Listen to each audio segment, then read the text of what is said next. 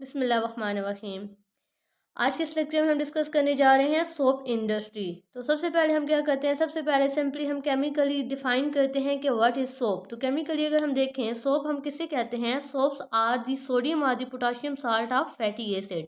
यानी ये क्या होते हैं? सोडियम और पोटाशियम साल्ट होते हैं ऑफ फैटी एसिड्स। और अगर इसका स्ट्रक्चर हम देखें तो यहाँ पर स्ट्रक्चर में हम देख सकते हैं कि ये जो लॉन्ग चेन है बेसिकली ये आर ग्रुप को रिप्रेजेंट कर रही है। और यहाँ पर अगर हम देखें तो ये जो फैटी एसिड का एच है ये रिप्लेस हो गया है विद सोडियम और पोटाशियम। लाइक यहाँ पर एग्जांपल में हमने इसको किस साल्ट के साथ रिप्लेस किया हुआ है? With sodium salt. यहाँ पर पोटाशियम साल्ट भी यूज़ किया जा सकता है। तो अगर हम इसके स्ट्रक्चर में देखेंगे, जो लॉन्ग आर चेन है ये कौन सा एंड होता है? ये नॉन पोलर एंड होता है। इसे हम हाइड्रोफोबिक एंड भी कहते हैं बिकॉज ये नॉन पोलर है, तो ये क्या होगा? वाटर रिपेलेंट होगा। और इसी पार्ट को हम क्या कह सकते हैं? नॉन आयोनाइजेबल एंड भी कहते हैं। और इसके कंपैरेटिवली जो ये इसका दूसरा एंड है, इस एंड को हम क्या बोलते हैं? जहाँ पर हम देख सकते हैं कि हमारे पास नेगेटिव एंड पॉजिटिव चार्जेस हैं, इस एंड को पोलर एंड कहा जाता है। और अदरवाइज इसी को हम हाइड्रोफिलिक एंड भी कहते हैं बिकॉज अब ये क्या होगा? यहाँ पर चार्जेस की वजह से, पोलैरिटी डिफरेंस की वजह से ये क्या होगा?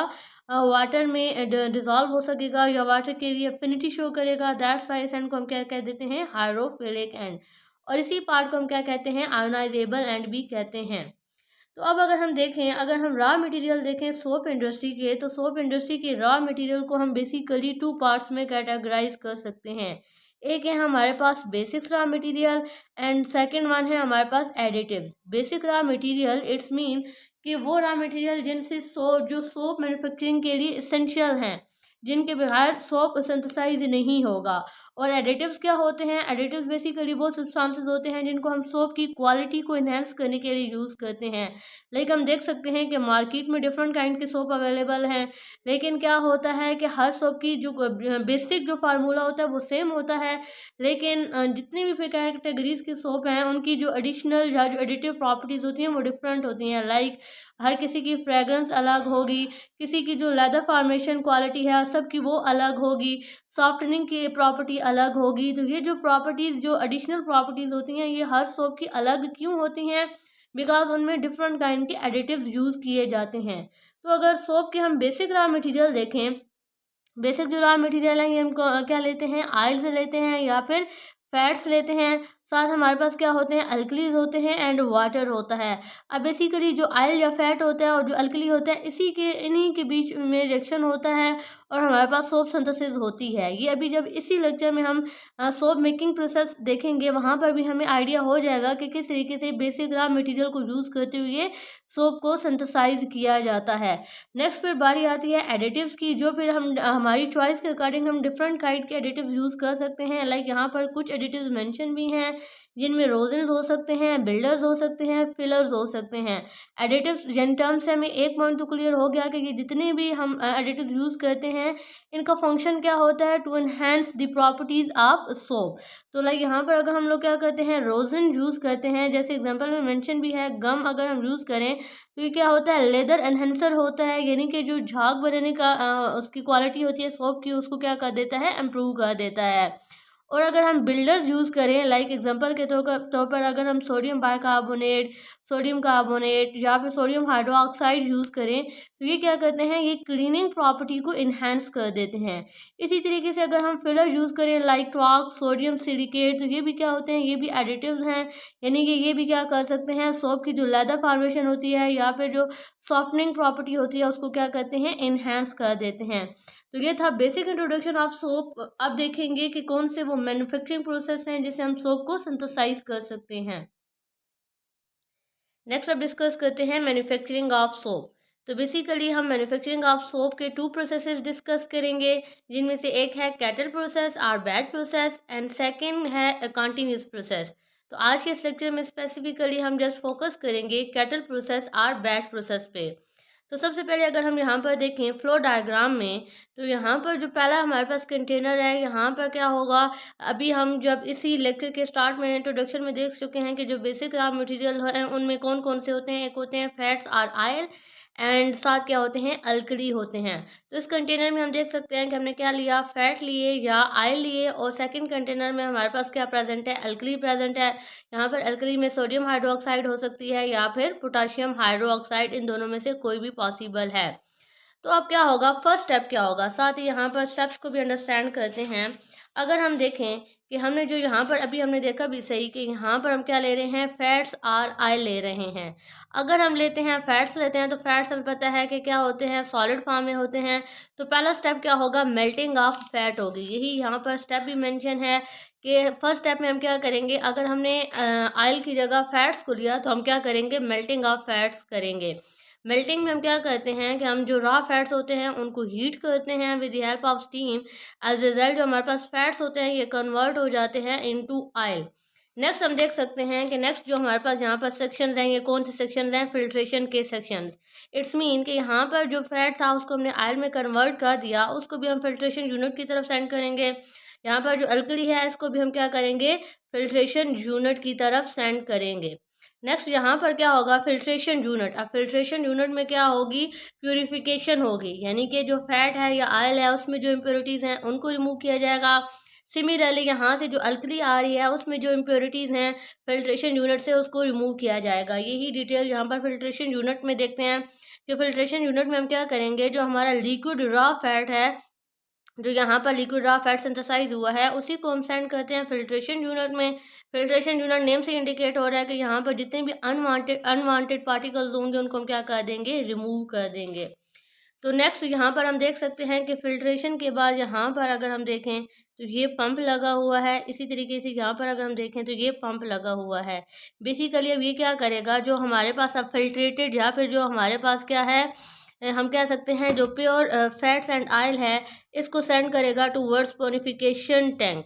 और यहाँ से भी जो अल्कली है या जो हमारे पास सोडियम हाइड्रोक्साइड है, पोटाशियम हाइड्रोक्साइड है, उसको भी फिल्ट्रेशन यूनिट में से पास करवाने के बाद कहाँ पर सेंड किया जाएगा, इनटू स्पोनिफिकेशन टैंक। तो नेक्स्ट जो प्रोसेस होगा वो किस में होगा, स्पोनिफिकेशन प्रोसेस में, स्पोनिफिकेशन टैंक में। तो यहाँ पर नेक्स्ट अगर हम डिटेल देखें, स्पोनिफिकेशन टैंक में अभी हमने सेंड क्या किया है, जहाँ से साथ लिंक करते जाएंगे ताकि हमारे लिए इस थ्योरी को भी अंडरस्टैंड करना ईजी हो। यहाँ पर हमने देखा कि अभी तक हमने जो प्रोसेस किया है, हमने क्या किया है, अल्कली को भी प्योर फॉर्म में कन्वर्ट कर लिया है एंड फैट्स एंड ऑयल को भी फिल्ट्रेशन यूनिट में से पास करवा के इसमें से जितनी भी इम्प्योर पार्टिकल्स थे उनको रिमूव करवाया। नेक्स्ट अब हमने क्या किया है, ये ही जो हमारे पास प्योर फैट्स और ऑयल एंड अल्कलीज हैं उनको सेंड किया है इनटू स्पोनिफिकेशन टैंक। तो यहाँ पर अगर हम डिटेल देखें, डिटेल में भी यही मेंशन है यानी थ्योरी में कि जो प्योर लिक्विड फैट्स हैं and dilute alkali solution are fed into soap kettle. यही जो हमारे पास स्पोनिफिकेशन क्रचर है या जो स्पोनिफिकेशन टैंक है इसी को हम क्या कह रहे हैं, सोप कैटल भी कह रहे हैं। यहाँ पर हम क्या करते हैं, ये जो सोप कैटल है यानी कि सोप कैटल में अब हमने अल्कली भी मिक्स कर दिया है एंड फैट भी मिक्स कर दिया है। यहाँ पर हम इस सोल्यूशन को हीट करते हैं। हीटिंग का पर्पस क्या होता है, ताकि जो अल्कली हैं और जो फैट्स हैं इनकी अच्छे से मिक्सिंग हो सके। यही यहाँ पर थ्योरी में मेंशन भी है कि हम स्पोनिफिकेशन क्रचर को या जो सोप कैटल है उसको हीट प्रोवाइड करते हैं with the help of a steam coil. It will perform following function. ये जो हीट है इसको हीट देने का बेसिक पर्पस क्या होता है, ताकि जो सोल्यूशन है ये क्या हो सके, हीट अप हो सके और क्या हो सके, प्रॉपरली मिक्सिंग हो सके या एजिटेशन हो सके ऑफ दी सोल्यूशन।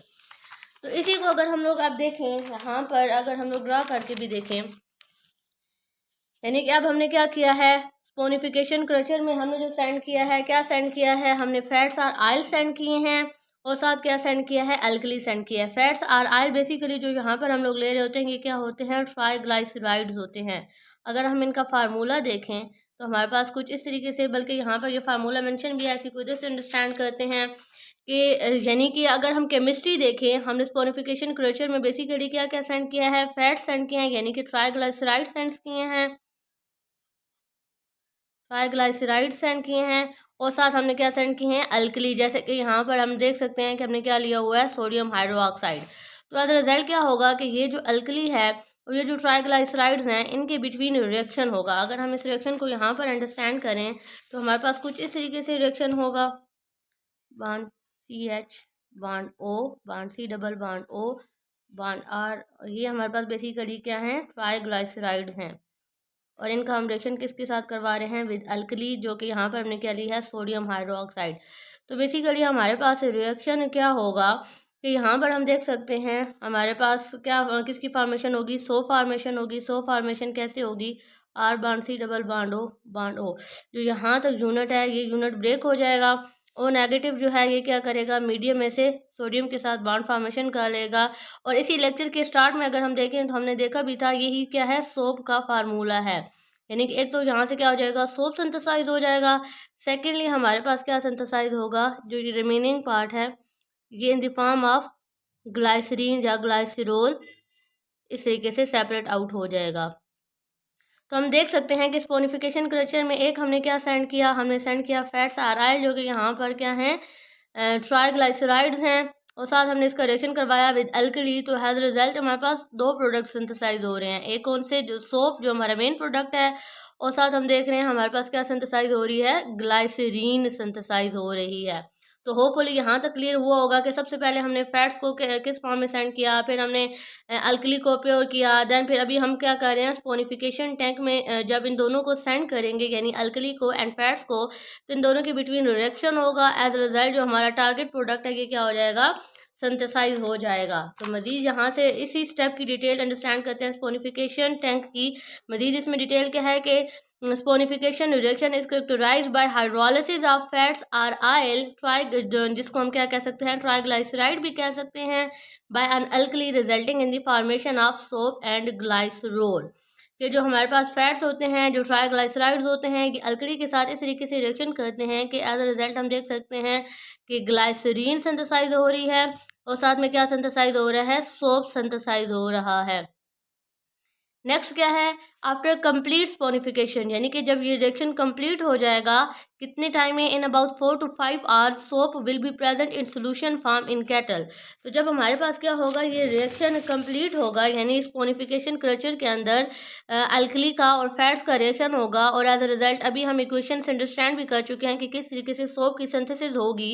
लेकिन क्या होगा कि स्पोनिफिकेशन कल्चर में जस्ट सोप सिंथेसाइज नहीं होगा, जैसे कि हम यहाँ पर इक्वेशन से भी अंडरस्टैंड कर सकते हैं कि सोप के साथ क्या प्रेजेंट है, ग्लाइसरीन भी प्रेजेंट है। इसके अलावा और साथ क्या प्रेजेंट हो सकता है, एक्सेस अमाउंट में अल्कलीज भी होंगी और साथ क्या होंगे, वाटर भी होंगे। तो यहाँ पर आप देखिए हम क्लियरली अंडरस्टैंड कर पा रहे हैं कि हमारा जो टारगेट प्रोडक्ट है वो जस्ट क्या है, सोप है।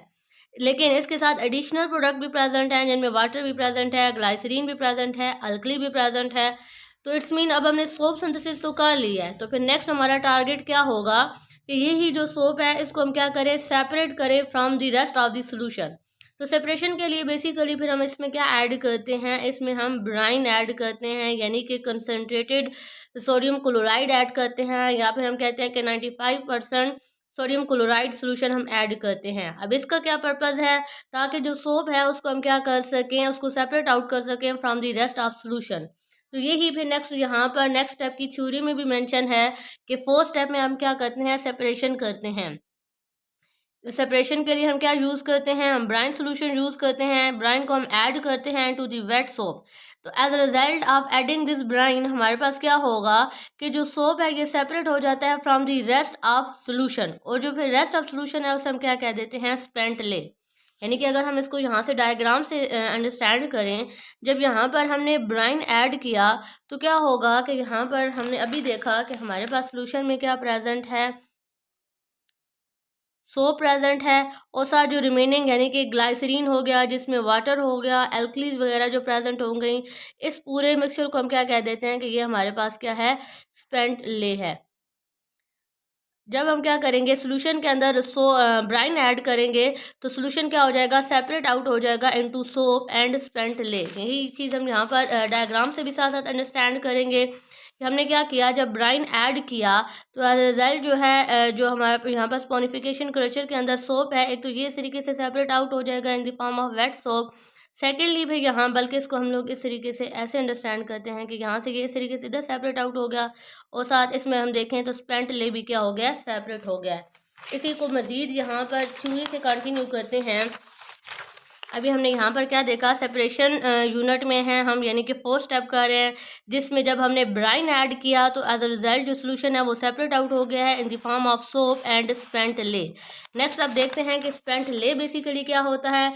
स्पेंट ले जो होता है ये मिक्सचर होता है of many compound such has glycerol, salts, caustic soda, water and some impurities. यानी कि सोप के अलावा जितना भी हमारे पास सोल्यूशन में मिक्सचर होता है उसको हम स्पेसिफिकली क्या कह देते हैं, स्पेंट ले कह देते हैं। नेक्स्ट अब थ्योरी में क्या मेंशन है कि as a result of treatment with brine, जब हमने क्या किया, ब्राइन के साथ ट्रीटमेंट किया, तो जो thick layer of soap will form over spent ले, तो हमारे पास क्या होगा, सोप जो होगा वो सेपरेट हो जाएगा from spent lye. This fine grade soap will be separate out and send to the next section.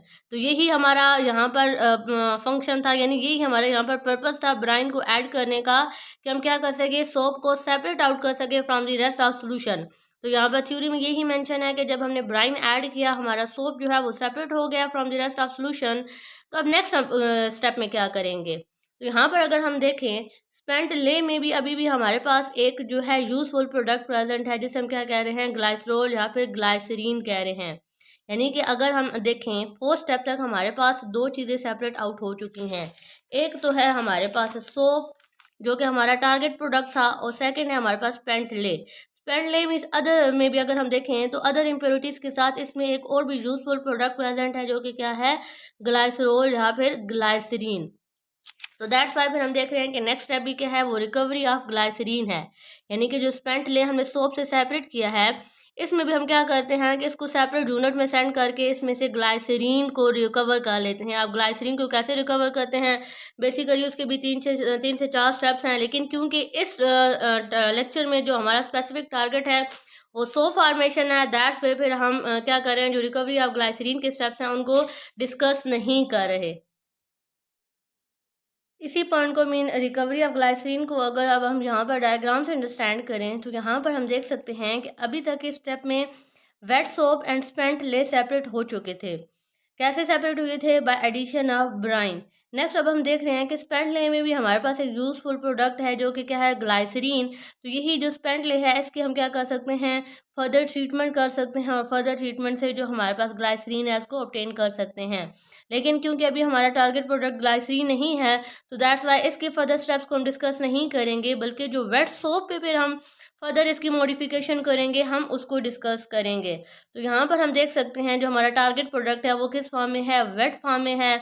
मज़ीद अब हम इसमें कौन सी करेंगे, पोस्ट चेंजेस करेंगे, ताकि हमारे पास जो फाइनल सोप है वो ऑब्टेन हो सके। तो नेक्स्ट स्टेप में हम क्या करेंगे, ड्राइंग करेंगे। यानी कि अभी तक हम देख सकते हैं कि हमारे पास जो सोप ऑब्टेन हुआ है ये क्या है, वेट है। तो नेक्स्ट अब हम इसे किस सेक्शन में सेंड करेंगे, ड्राइंग सेक्शन में सेट करेंगे, जिसका बेसिकली जहाँ पर क्या लगे होंगे, वैक्यूम ड्रायर लगे होंगे, जिनका पर्पस क्या होगा कि जो हमारे पास जो वेट सोप है, इसमें जो वाटर का कंटेंट है उसको हम क्या कर सकें, रिड्यूस कर सकें। ऑलमोस्ट किस रेंज तक हमें वाटर रिक्वायर्ड होता है, अराउंड 35 to 37%। तो ये जो नेक्स्ट चेंज होगा, नेक्स्ट फिर अब अगर हम देखें, यानी कि यहाँ पर जो हमारे पास वेट सोप है, इसको हम किस में सेंड कर देंगे, इसको हम सेंड कर देंगे इनटू पोस्ट एडिटिव कल्चर। यानी कि यहाँ पर जो सोप फॉर्मेशन की बात की जितनी इसमें एडिशंस हैं वो हम करेंगे, जिनमें से एक हमने डिस्कस कर ली कि हम क्या कर रहे हैं, इसकी ड्राइंग कर रहे हैं। नेक्स्ट अब अगर हम इसको देखें, अभी ही इसी लेक्चर के स्टार्ट से थोड़ा सा अगर हम रिवाइज करें, तो हमने देखा था कि दो तरह के रॉ मटेरियल्स होते हैं। एक होते हैं बेसिक रॉ मटेरियल, जो कि हमने यहाँ पर यूज़ किए फैट्स एंड ऑयल, और एज अ रिजल्ट अभी तक हम देख सकते हैं कि क्या सिंथेसाइज हो गया, सोप सिंथेसाइज हो गया है। अब यहाँ पर पोस्ट एडिटिव कल्चर में बेसिकली हम क्या ऐड करेंगे, जितने हमने एडिटिव लेक्चर के स्टार्ट में डिस्कस किए हैं वही एडिटिव हम यहाँ पर ऐड करेंगे, जिनका यानी कि पर्पस क्या होगा कि यही जो सोप सिंथेसाइज हुआ है इसकी जो प्रॉपर्टीज़ हैं उनको इन्हेंस कर सकें। लाइक यहाँ पर हम इसको नेक्स्ट स्टेप में मिक्सिंग की फॉर्म में डिस्कस कर रहे हैं कि इस स्टेप में बेसिकली हम क्या करते हैं, जो एडिटिव्स होते हैं वो ऐड करते हैं। लाइक जिनमें क्या हो सकता है, कलर फ्रेगरेंस हो सकता है, और जितने भी अदर एडिटिव्स हैं जिनका बेसिक फंक्शन क्या होता है कि वो सोप की क्वालिटीज़ को इन्हेंस कर दें, उनको इस स्टेप में या इस कल्चर में हम ऐड करेंगे। और फाइनली फिर हम कह सकते हैं कि हमारे पास क्या हो जाएगा, सोप सिंथेसिस हो जाएगी। नेक्स्ट स्टेप में हम क्या करेंगे, बार फॉर्मेशन, कि ये ही जो सोप जिसमें हमने उसके एडिटिव्स भी ऐड कर लिए। नेक्स्ट स्टेप में अब हम उससे क्या करेंगे, बार की फॉर्मेशन में, यानी कि जिस फॉर्म में हमें मार्केट में सोप अवेलेबल होता है, इस तरह की कोई भी फॉर्म देने के लिए उसको क्या करेंगे, प्लगिंग मशीन में से गुजारेंगे। एज रिज़ल्ट जो हमारे पास डिज़ायर्ड शेप होगी सोप की, वो ऑब्टेन हो जाएगी। और फाइनली फिर हम क्या करेंगे, सोप इसकी स्टम्पिंग कर देंगे और क्या कर देंगे, पैकिंग कर देंगे and send it to the market. तो यहाँ पर हम देख सकते हैं कि पोस्ट एडिटिव चेंजेस के बाद फाइनली हमारे पास क्या आ जाएंगे, सोप बार अवेलेबल होंगे, जिनको हम क्या कर सकते हैं, फर्दर जिनकी मार्केटिंग कर सकते हैं।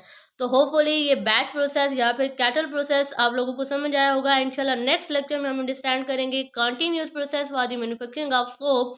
और जब हम कंटिन्यूअस प्रोसेस को डिस्कस करेंगे, वहाँ पर ही डिफरेंस को भी डिस्कस करेंगे कि कंटिन्यूअस प्रोसेस में एंड बैच प्रोसेस में बेसिक डिफरेंस क्या है। Thank you so much.